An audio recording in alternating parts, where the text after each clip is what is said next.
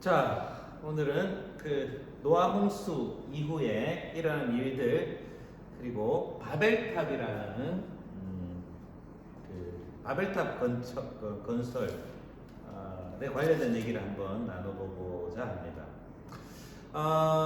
그 아라랏산에 그 노아의 방주가 도착을 했습니다.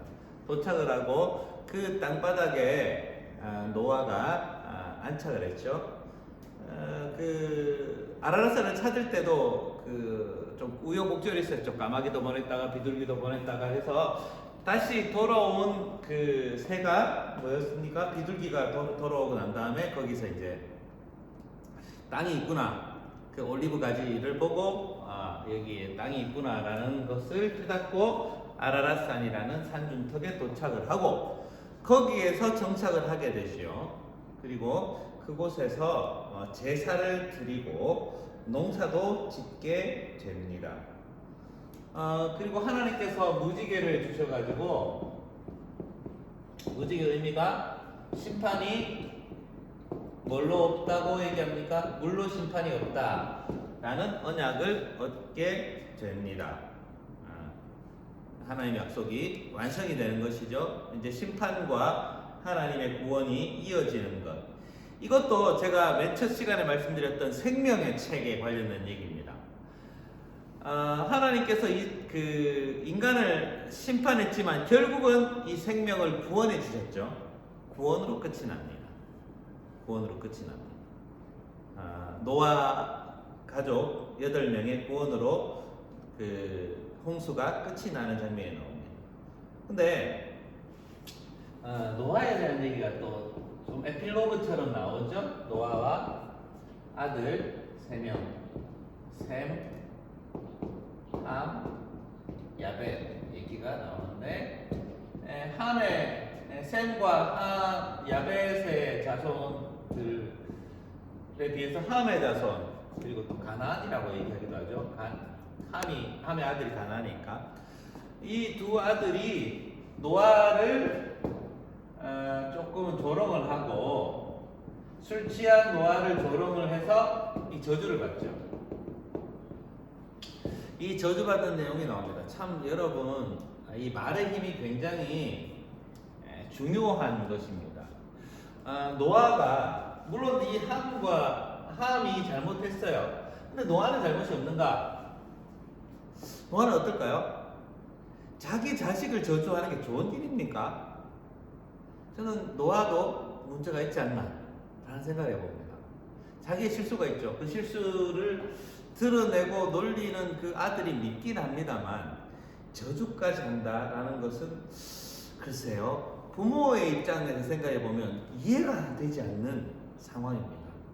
그래서 수많은 그 추측을 할 수 있겠지만 함을 어떻게 싫어했는지는 알 수 없으나 노아가 지니고 있는 이 문제가 있다는 얘기입니다. 일단 술에 취한 거고, 여러분 이 술이라는 게 제가 한번 언젠가 말씀을 드린 적도 있고 이제 고3들한테도 한번 수업을 한 적이 있지만 술이라는 거가 사람을 굉장히 나쁘게 인도할 가능성이 높은 음식입니다. 술 때문에 빚어진 악행들 그리고 술 때문에 일어난 나쁜 일들을 모아보면 책으로 만들어도 엄청나게 많은 책을 만들어낼 겁니다. 노아도 마찬가지죠. 술로 빚어진 가장 안 좋은 일에 성경의 최초의 일이 바로 노아의 일 아닙니까? 포도주를 담아서 포도주 풍년이었단 말이에요. 그걸 먹고 난 다음에 자기 자신을 통제하지 못했던 그 노아 그리고 그 부끄러웠던 일들이 발각되자 더 큰 분노로 아들을 저주하면 자기는 괜찮아요?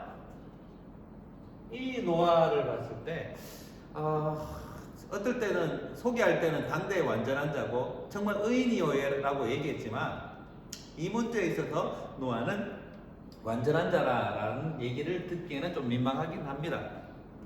그렇습니다. 그런 일이 있다는 사실을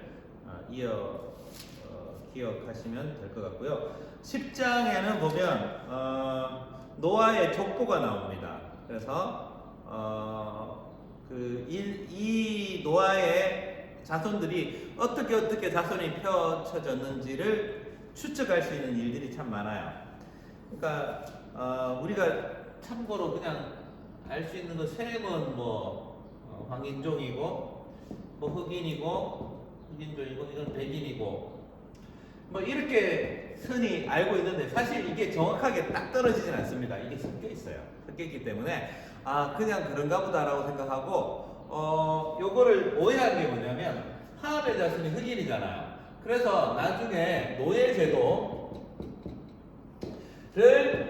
주창하는 사람, 특히 야베색 자손들이지. 노예제도를 만들게 된 이유를 노아의 저주로 이렇게 얘기하는 사람들이 있습니다.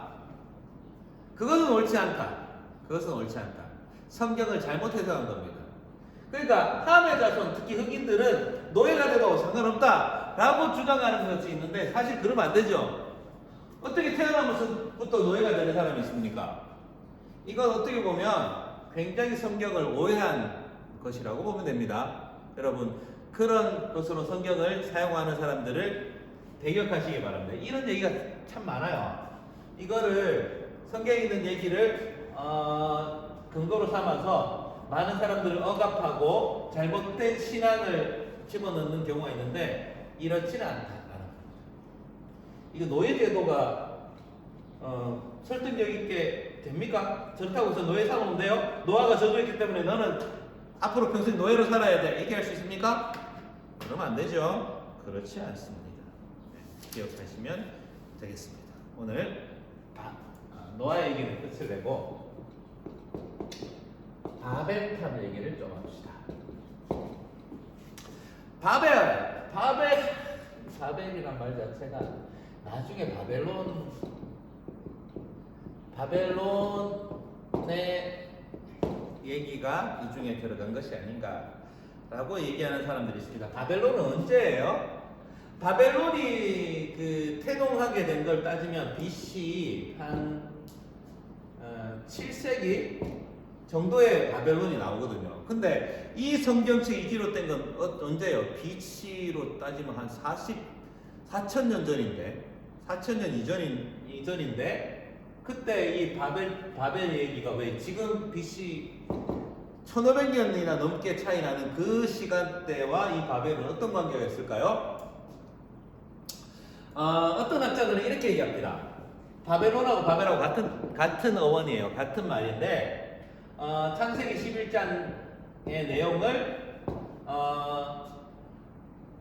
BC 586년에 유다가 멸망하죠. 멸망하고 70년간 포로 생활을 합니다. 여러분 포로 생활, 그러니까 식민지 생활에 플러스 알파죠. 우리나라가 일본에 36년간 식민 지배를 당합니다. 근데 이 식민 지배에 대해서 우리는 기쁘게 여기는 사람이 있습니까? 그때 참 우리 일본의 지배를 잘 받았어. 그랬으니까 우리가 잘 살게 됐지. 이렇게 생각하는 사람들을 우리는 어떻게 봅니까? 이상하게 생각하죠. 물론 그런 사람도 있긴 합니다만. 그리고 36년의 이 시기를 좋게 여기지 않고 굉장히 굴욕적으로 여기는 사람들이 훨씬 많습니다. 상해 임시정부를 비롯해서 수많은 독립운동가들을 우리는 존경하고 그리고 상해 임시정부에 있는 그 내용들이 헌법 조문에 들어갔잖아요. 그죠? 그만큼 이 식민 지배에 대해서 우리는 싫어합니다. 배격합니다. 근데 여러분 70년 동안 식민 지배 정도가 아니라 포로 생활을 했던 사람들 입장에서 이 바벨론이라는 나라가 어떻게 생각이 될까요? 좋게 그려질 수 있을까요? 그렇지 않을 겁니다. 그래서 이 바벨탑의 내용이 나중에 창세기 내용에 편집되지 않았을까라고 주장하는 사람도 있습니다. 그러니까 바벨이라는 이름 때문에 그렇다는 얘기예요. 바벨이라는 이름이 그 전에 등장할 이유가 없잖아요. 갑자기 갑툭튀한 거예요. 이해가 안 돼서 아마 이런 마음이 있어서 그 이름을 바벨이라고 잡았고 그리고 또 나중에 여러분 11장 9절에 보면 바벨을 어떻게 얘기합니까? 혼잡함이란 말로 해석을 하게 됩니다. 원래 이 말이 있었던 게 아니라 나중에 해석이 바벨이 혼잡함이란 말로 집어넣었죠. 그렇기 때문에 이렇게 주장하는 사람들도 있습니다. 근데 이건 한 주장이지 이게 사실이다 옳다라고 보기에는 어려움이 있습니다. 근데 이건 참고로 알아두시라는 얘기예요. 이렇게 배우는 사람들도 있긴 합니다. 네, 그건 제외하고. 여러분, 바벨탑이 뭡니까? 바벨탑. 바벨탑이라 하면 여러분 지구라트를 한번 검색해 보십시오. 지구라트라는 걸 검색해 보면 이렇게 나선형으로 이렇게 쭉 올라가고 높은 이렇게 높이 올라가는 이런 큰 건축물이 있어요. 그러니까 이 건축물의 주된 이유가 뭐냐면 이게 제사 드리는 용도로 여기까지 올라갑니다. 그러니까 제사를 어떻게 드리냐면 하늘 높이 올라가서 신에게 가장 가까운 데까지 가고 싶은 거예요. 그러니까 이 생각, 지구라트나 바벨탑의 생각은 뭐냐면 신이 어디 있다는 거예요? 하늘에 있다는 겁니다. 그러니까 신에게 가까이 가려는 얘기는 하늘 높이 올라가면 되지. 하늘 높이 올라가다 보면 신을 만날 수 있다라고 생각하는 겁니다. 높이 올라가 보면 신을 만날 수 있겠지라고 생각하는 거죠. 그래서 높이 올라간 겁니다. 그러니까 이 바벨탑도 높이 올라갔어요. 근데 여기 지구라트나 이런 데는 제사가 기본인데, 근데 이 바벨탑에 나와 있는 그 창세기 11장에 나와 있던 얘기는 좀 달라요. 어떻게 다르냐? 여기에 올라가서 자기 이름을 내자 이렇게 얘기합니다. 이름을 내자. 그러니까 이름을 내고 흩어짐을 면하자 이렇게 얘기합니다. 흩어지지 말자 이런 얘기를 합니다. 근데 이게 중요한 게 뭐냐면 이게 ht어지지 말자라는 건데요. 여러분 지상대사명이 뭐예요? 생육하고 번성하고 땅에 충만하고 땅을 정복하고 다스리라 이렇게 돼 있잖아요. 근데 가만히 생육, 번성, 충만, 정복. 자, 이 땅에 있는 수많은 인간들을 어떻게 하라고 얘기하셨죠? 퍼져나가고 정복하고 더 뻗어 나가서 흩어지라라는 게 지상대사명 아닙니까? 지상대사명은 흩어지고 번성하고 퍼져나가고 정복하라는 건데 이 뭐예요? 바벨탑은 흩어짐을 면하고 모이자 이 말이에요. 모이자. 그러니까 뭐예요? 지금 이 모이고 흩어짐을 면해서 만들어지게 지금의 뭡니까? 도시 아닙니까? 도시 문명. 그러니까 인간들이 도시 문명에 대한 정말 그 마음속에 있는 환상을 가지고 만든 게 이 바벨탑입니다. 바벨탑이 탑이라는 요 모습 그것만을 갖고 있는 게 아니라 이렇게 생각하는 모든 생각들의 모임이에요. 이름을 내고 흩어짐을 면하고 도시를 만들자 라는 게 그들의 생각입니다. 어떤 학자들은 이것을 농업혁명 이후에 권력의 등장이라고 보기도 합니다. 여러분 어때요? 그 농사를 짓기 시작하면 농사가 딱 그날 먹을 것만 딱 이렇게 추설합니까? 아니면 남는 게 있습니까? 남는 게 있죠. 그러면 남는 거를 그 각자한테 있다가 그 남는 게 모이겠죠? 힘 있는 사람, 아니면 땅이 많은 사람, 아니면 뭐 어떤 능력이 있는 사람들한테 잉여 농산물이 쌓입니다. 잉여 산물이 쌓이겠죠? 이 잉여 산물이 쌓이는 사람들한테 뭐가 있다는 얘기입니까? 권력이 있다는 얘기죠. 권력이 쌓이는. 하나님께서 이걸 되게 싫어하셨던 것 같아요. 그러니까 이런 모습들이 바벨탑, 도시 속에 일어나는 모습을 하나님 보십니다.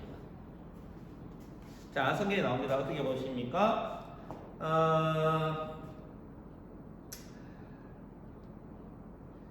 6절 7절에 보면 여호와께서 이르시되 이 무리가 한 족속이요 언어도 하나이므로 이같이 시작하였으니 이후로는 그 하고자 하는 일을 막을 수 없으리로다.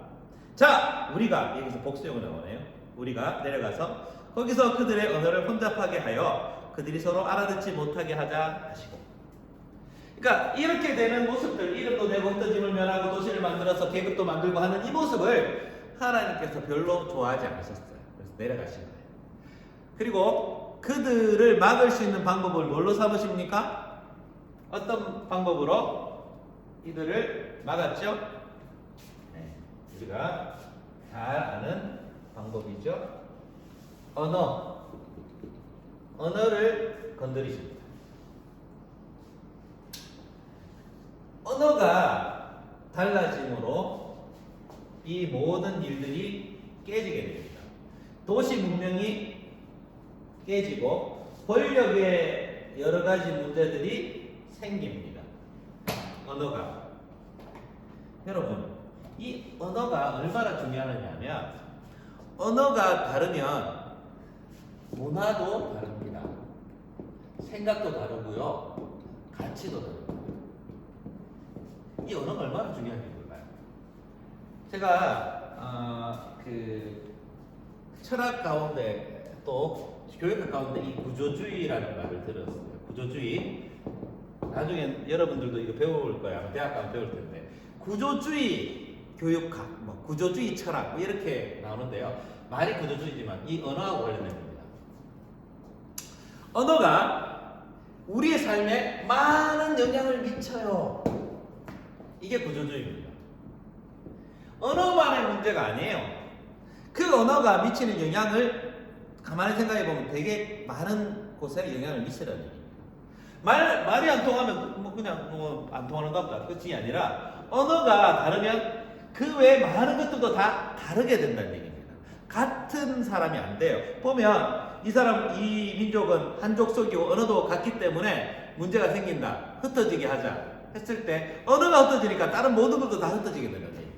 생활 습성도 달라지고 가치도 달라지고 그들이 생각하는 행동 반경도 다 달라진다는 얘기입니다. 이 언어의 문제. 여러분들도 언어를 지금 공부를 하고 있잖아요. 저도 영어를 전공을 해서 가르치기도 하고 언어를 연습을 많이 하기도 했는데 여러분 언어를 안다는 것은 이것도 같이 안다는 것입니다. 그러니까 내가 영어를 한다. 그러면 내가 그 영국 문화권에 있는 영어를 쓰는 문화권에 있는 문화, 생각, 가치도 같이 배울 수밖에 없겠죠? 그래서 조금은 그 생각하는 영역이 커지게 됩니다. 그래서 많은 사람들이 새로운 언어를 하잖아요. 학교에서 자기 모국어만 가르치는 게 아니라 다른 나라 외국어를 가르쳐주는 이유가 그겁니다.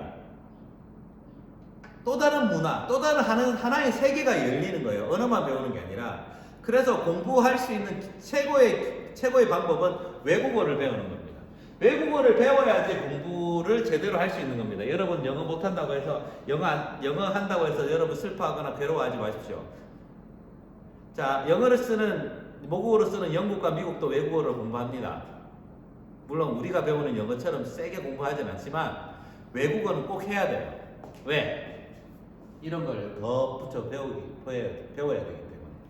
근데 참 바벨탑을 생각하면 좀 억울하지 않습니까?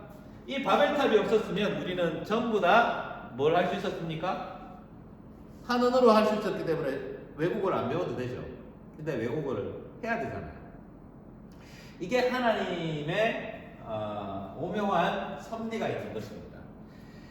말이 안 통하기 때문에 자기 말이 통하는 사람들끼리 모일 수밖에 없어요. 전 세계가 다 모여가지고 도시 문명을 만들고 타락할 수 있는 범위가 줄어들게 된 겁니다. 아시겠죠? 그러니까 바벨탑이 어떻게 보면 우리에게는 은혜가 되는 겁니다. 바벨탑이 우리에게는 소망이 될 수 있다는 얘기입니다. 바벨탑 때문에 우리는 안전해질 수 있다는 얘기죠. 범죄를 저지를 수 있는 확률이 줄어들게 된다는 얘기입니다. 바벨탑이 그런 것입니다. 그렇습니다. 근데 또 이걸 조금 확대하다 보면 현대의 바벨탑이 있죠. 하나님의 마음에 안 드는데 우리가 기어코 열심히 해가지고 하나님을 불편하게 만드는 업적들이 있죠. 과학 기술 가운데 저는 이 유전과학 가운데도 이게 문제가 있다는 거죠. 특히 이제 인간 복제 같은 경우.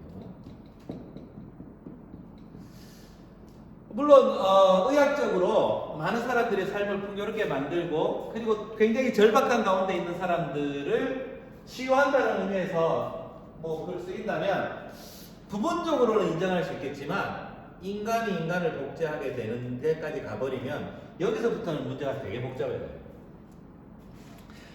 이건 하나님의 영역인 것 같은데 하나님의 영역에 인간이 쑥 들어오는 거예요. 아, 이건 어떻게 될까? 이게 현대의 바벨탑일까?